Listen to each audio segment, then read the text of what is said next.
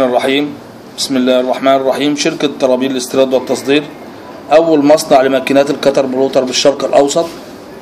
طريقة تشغيل ماكينة الكتر بلوتر وضبط الاستيكر عليها. نقوم بفتح ماكينة الكتر بلوتر ونتأكد من الضغط ونتأكد من السرعة، ثم يتم تركيب الاستيكر هكذا. الاستيكر به حرف هو ثابت، حرف مصنع، حرف معتدل جدا، ثم يتم ضبط العجلات وتركيبها على الاستيكر، ثم تركيب العجلة هكذا. العجلة هكذا تفتح وهكذا تمسك بالكرة. الآن وقد تم تركيب الاستيكر، نبدأ في اختيار نقطة البداية، ونقطة البداية هنا بالضغط على الزرار الذي في الوسط، هذا ليف، ثم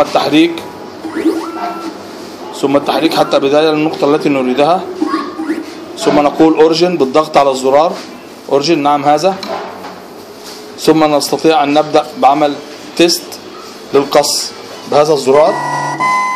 الآن ننظر التيست.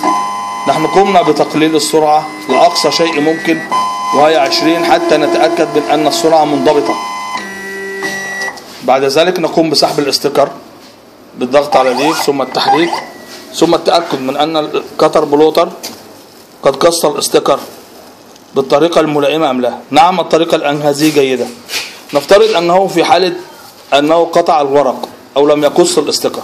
إذا قطع الورق فهنا الضغط، هذا هو الضغط.